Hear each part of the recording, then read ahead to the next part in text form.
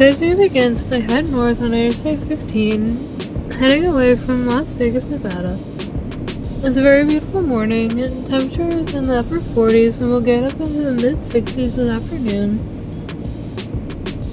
I'm headed to a place that's been on my list for many years.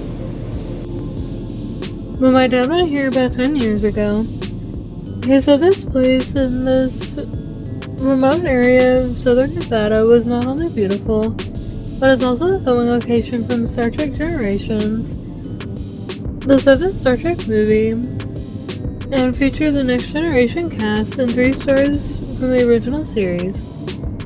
There's a 22-mile road that leads from Interstate 15. And then the landscape almost instantly changes. With amazing red rock formations, I've arrived at Valley of Fire State Park. Hey guys, Emily, welcome everyone! This popular park is about an hour north of Las Vegas, and that's why I'm here early, so I can beat all the crowds that'll pour in later today. And after I spend much of the morning and early afternoon here, I'll head south to California. And to end the day, I'll see some part of Route 66 in California that I haven't seen yet. It's going to be a very busy day. Let's go!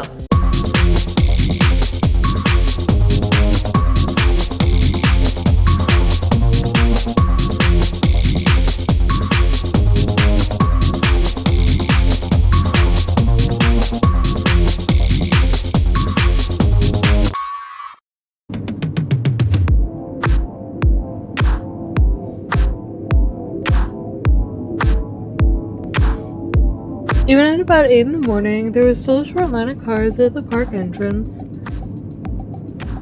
My first set of stops are along the gravel road and features a number of interesting rock formations.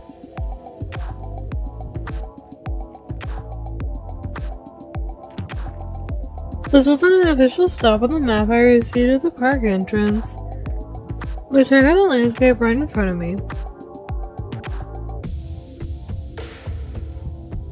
Right away, this reminds me of what I see in the national parks in southern Utah, like arches or Capitol Reef. I see small arch formations, small caves, small openings in the rock.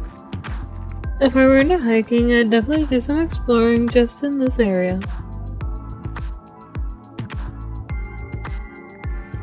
They kind of look like very primitive buildings, with holes in the rock looking like windows. Really neat.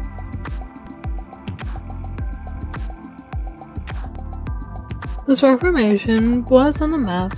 This is called Piano Rock, and it does kind of look like a grand piano, doesn't it? There's a non-well-defined trail that leads to this formation. It's about 3/4 of a mile round trip from the gravel road I'm on now. I'm not at the right angle, but the right side of the rock formation, where it looks like it's being held up, that's actually an arch. It's called Windstone Arch. Again, if I had any interest in hiking, I'd love to see that rock up close. Not far from Piano Rock, as I pan over, you'll see at the top center of the screen is Arch Rock. I think it's the most prominent arch at Valley of Fire. If you have some hiking shoes that have a good grip on the ground, it should be fairly easy to reach this arch, but I'm wearing just regular pair of sneakers that might be a little slippery, so I'm not taking a chance to climb up there. This is a great photo opportunity, definitely something you should see at Valley of Fire. My next stop is on this loop road that takes me to Atlatl Rock. This large pointed rock at the center of the screen with a staircase on the left side. This marker says an atlatl is a throwing stick or a dart thrower used by ancient tribes to give more force to their darts or spears. Those tribes wrote petroglyphs on the rock. At the top of the stairs is a sign which says these petroglyphs have been here for over 4,000 years. The sign also says not to walk on, touch, or otherwise disturb the petroglyphs.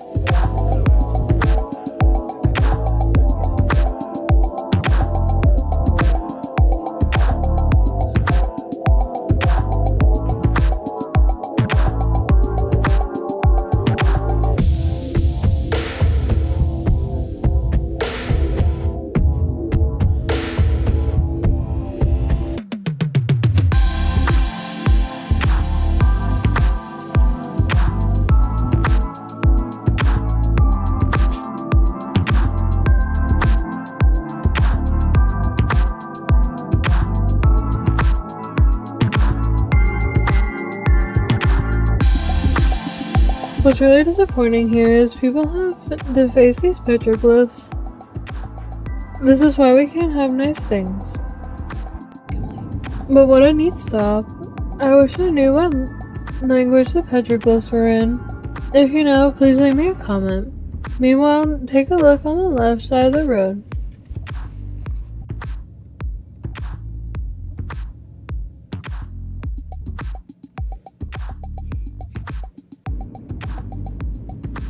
I'm now on the road leading to another section of Valley of Fire. This park has been a popular place for shooting commercial photography, as well as movies and television shows. The mountain goats are definitely out right now. It's not busy here yet, and it's still cool out.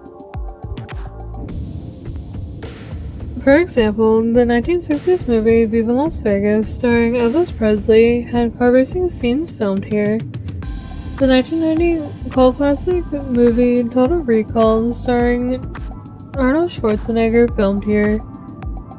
I couldn't find exactly where some of the establishing shots were, but much of the Mars scenery was filmed here at Valley of Fire.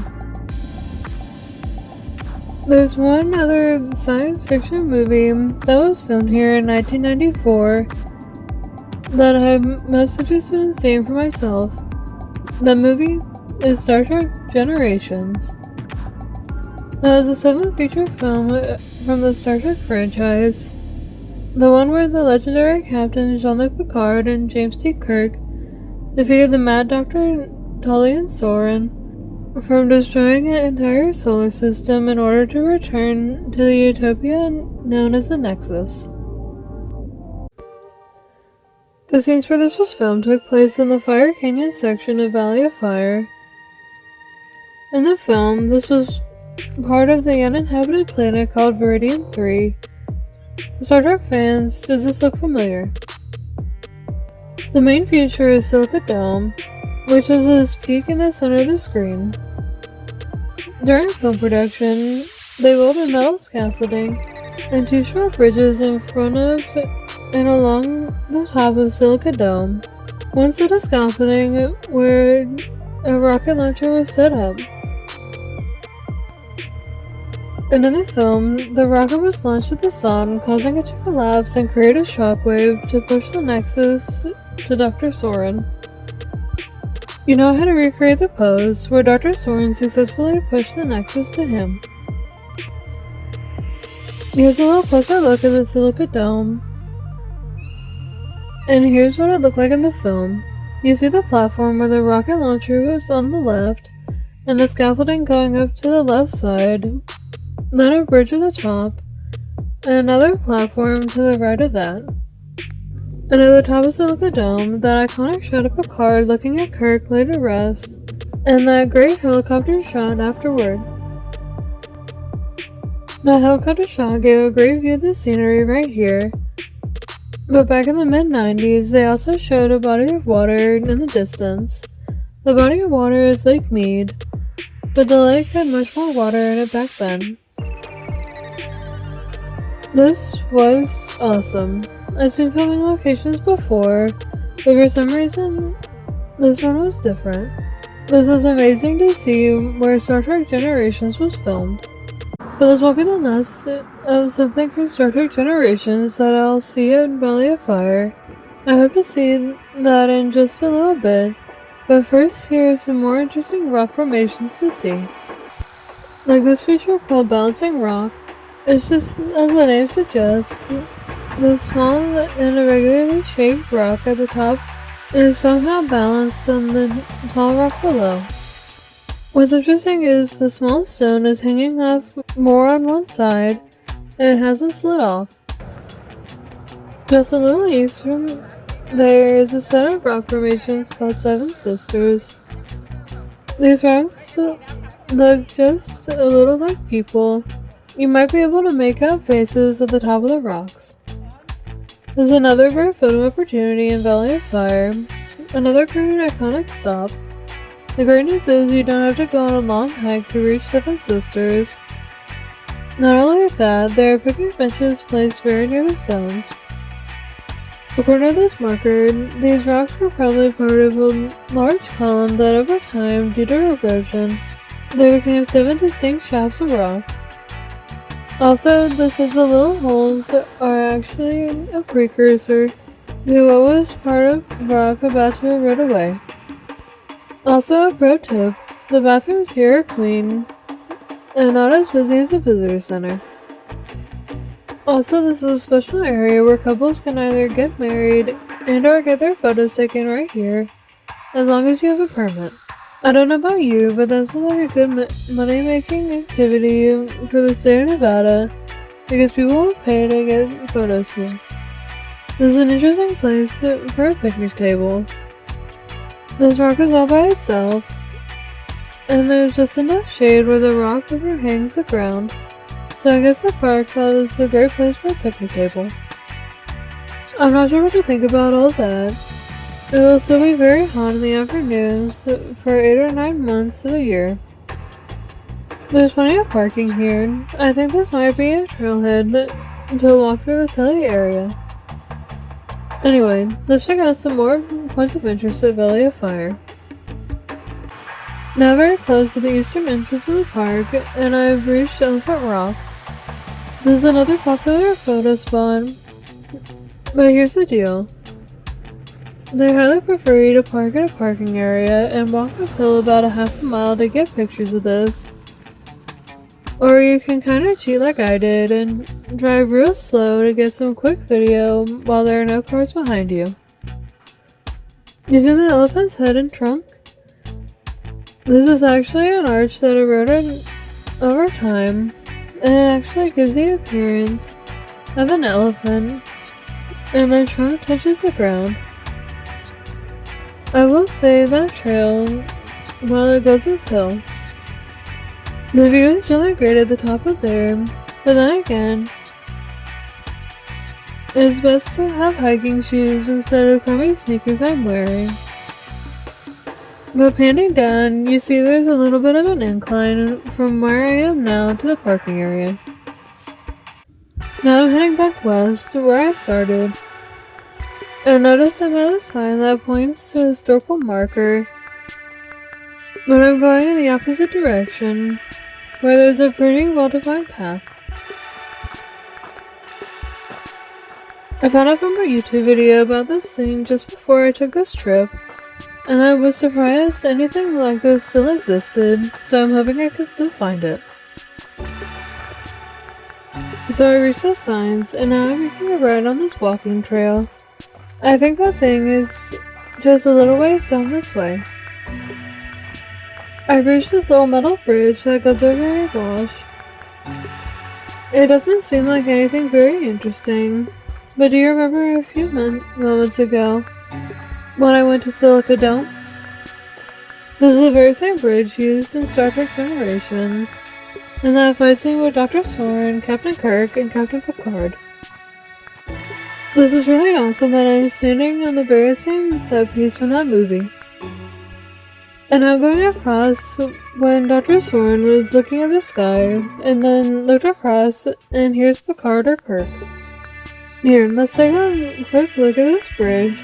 And then here's that same bridge with Malcolm McDowell in the middle, and then Patrick Stewart and William Shatner on each side. So awesome. Aside from the tie-in to Star Trek Generations, this is really great they were able to repurpose this bridge. Very great they didn't throw this away after the sets were struck, so the park didn't have to spend any money on a new bridge. The final area I'll see at Valley of Fire are these interesting rock formations that look kind of like beehives. There's a lot of people in the park now. This section of the park has a cluster of these beehive-looking rocks, and people really wanted to get their fun pics in front of them. But that's okay, everyone that pays money to get here should have the same opportunity that I do to get whatever pics and video they want. It's not a big deal to wait a few minutes. This is pretty close to the west entrance where I came in, I really had a great time. This is on my bucket list for a long time, and I'm glad I finally got to visit. And this is why I arrived early in the morning. It's early in the afternoon, and take a look at all the cars that are waiting in line. This line goes on and on and on and on. But there's one tip I can give you, aside from staying hydrated, is that you get to this park very early. Even at 8 a.m., I had a few cars in front of me. Now take a look.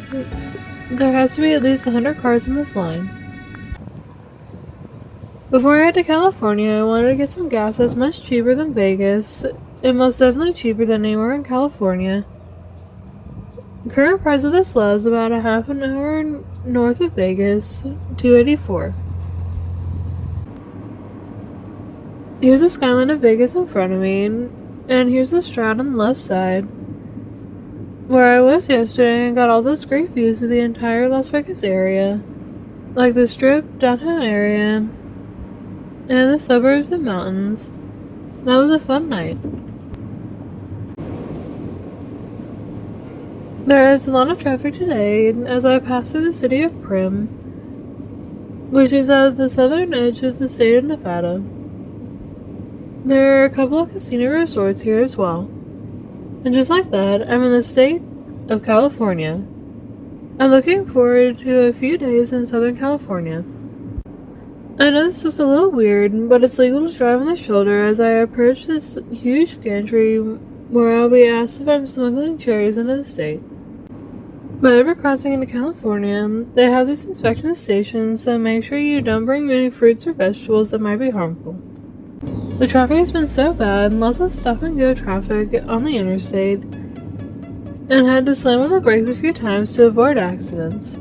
Anyway, 50 miles south of the border is a small town of Baker. I'm here to get some lunch at a place I've heard great things about. Baker is best known for his very tall thermometer. We'll visit that in a few minutes, but currently the temperature is 64 degrees. It's a beautiful day. I'm getting some lunch at the Magritte Cafe. This restaurant opened back in the 1970s, and many vloggers have said their food is delicious.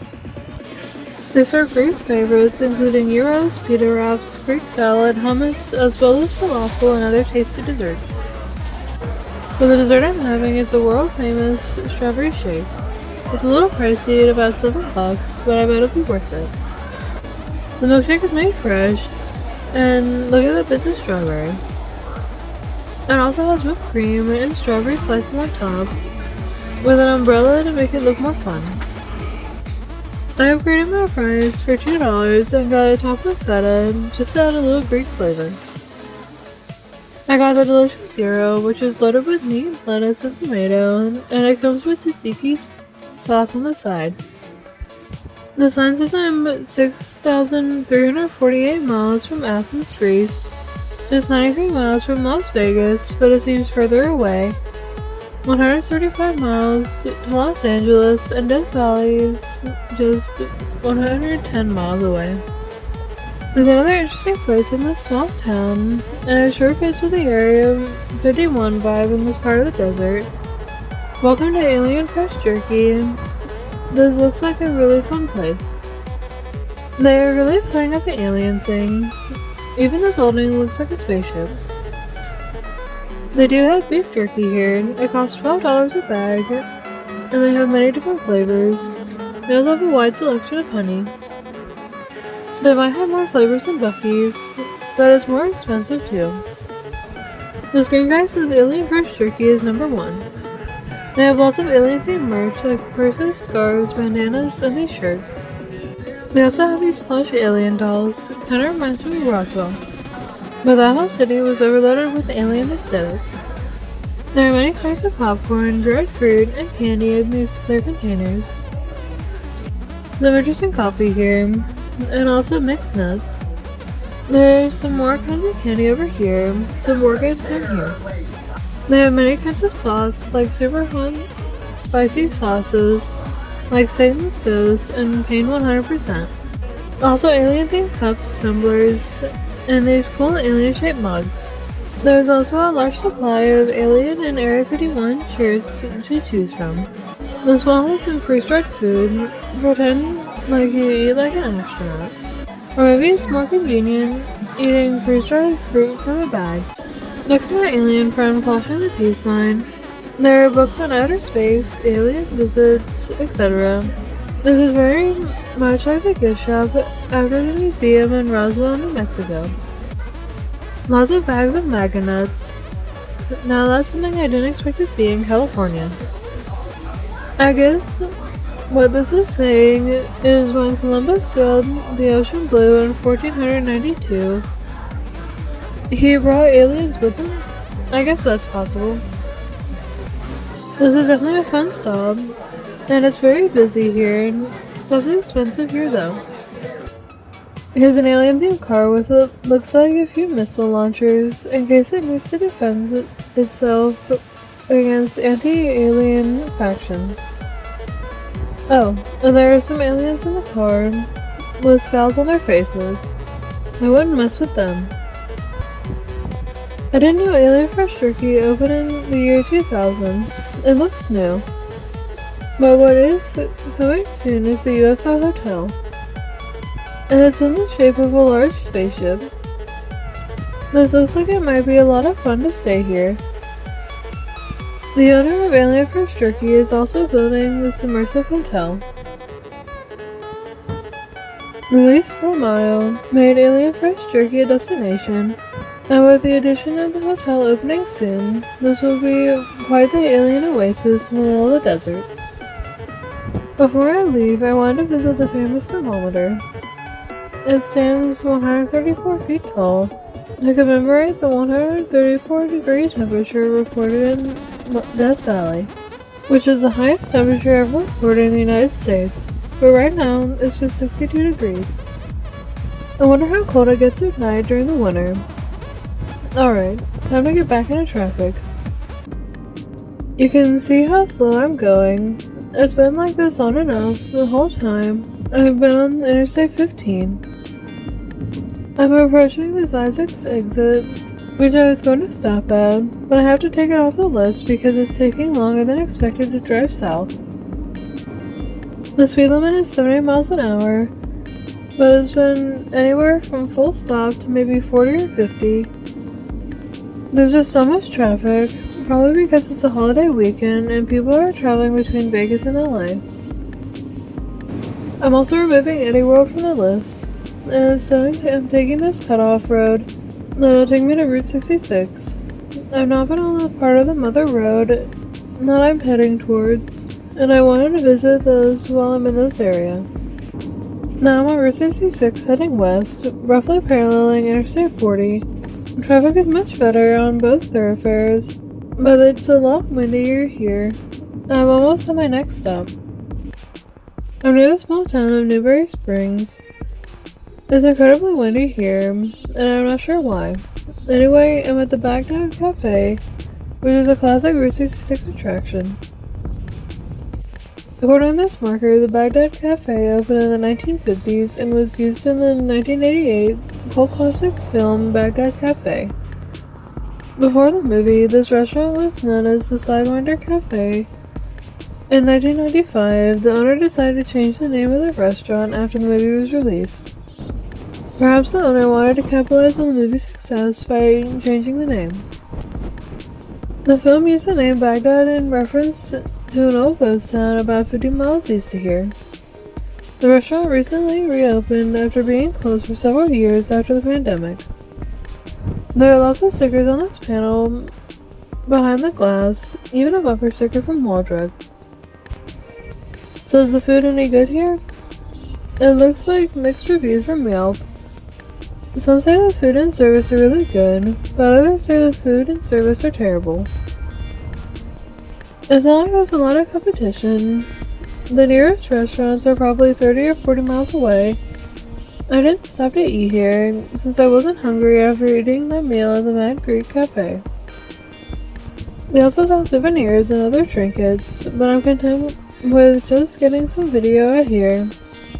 Anyway, let's move on. So I just stopped for a bathroom break at this gas station, and would you believe the price of gas was $6.69 a gallon. That's so crazy high even out here, and that's exactly why I filled up in Las Vegas for less than half the price. Look how beautiful the landscape is out here. It's in the 50s now, but I remember Justin Scart's video from 2017 when he drove through here and it was 120 degrees. Anyway, I'm approaching the ghost town of Amboy. The classic Route 66 stop is here. I'm at the former site of Roy's Motel and Cafe. This classic sign has been here since 1959, but the hotel and cafe opened in 1938. The hotel and cafe have not been open since Interstate 40 bypassed the town in the early 1970s. In fact, the whole town pretty much shut down until 2005, when a man named Albert Okura bought the entire town. The gas station reopened in 2008, and soon after, the lobby of the hotel was recreated into what it looked like in the 1950s. While the classic furniture was added, the drapes, even the windows, look straight out of the 50s. Look at this front desk with the peach color and the color-coordinated drapes with the teal color. Some of the classic furniture from 70 years ago, and I'm not sure who the couple is in that picture. There's even a piano and a turntable, so I'm guessing there was music playing in this hotel lobby when it was open. This record player is probably from the 50s as well. You can see how rusted it is, but Albert Okura wanted to restore this lobby as it was. These cottages used to be the motel rooms, but they're not fully restored and thus have not reopened, but Okura wanted to make this a working hotel once again.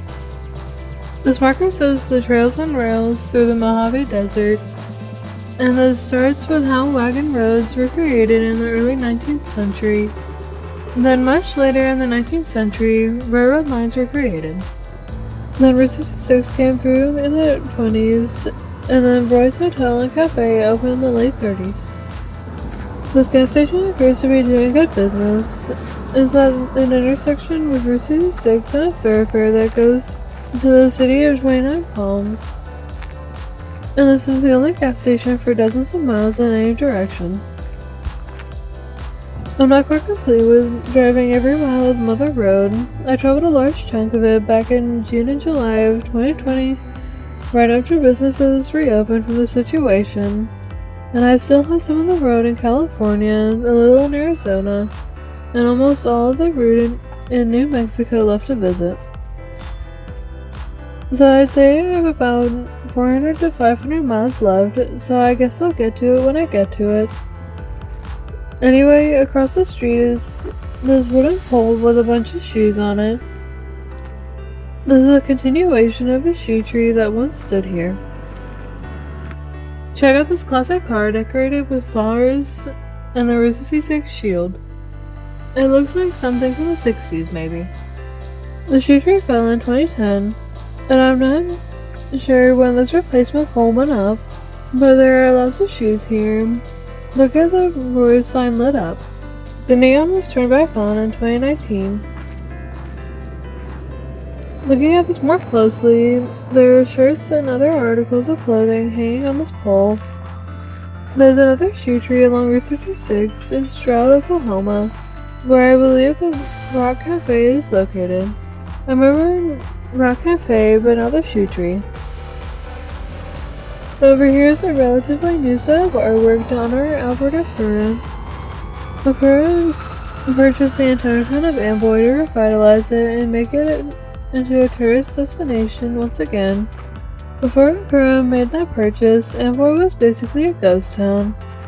All of the buildings had been deteriorating for years, maybe decades of harsh desert weather. But once Okura purchased the town, things began to change. Okura's dream had not yet been completed when he passed away in 2023, so to honor him, this marker was placed here, and the epitaph reads, "The man who saved Amboy."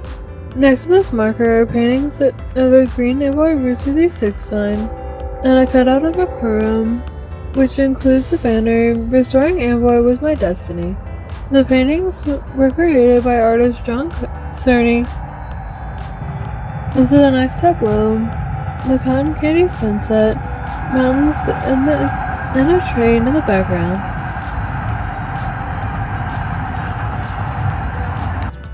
Now his son Kyle Lacura is in charge of completing the renovations, including restoring and reopening the hotel rooms and the cafe. This is a great Route 66 attraction. It is way off the interstate though. But if you plan out your route, like if you're driving from Las Vegas to Palm Springs, this is on your way.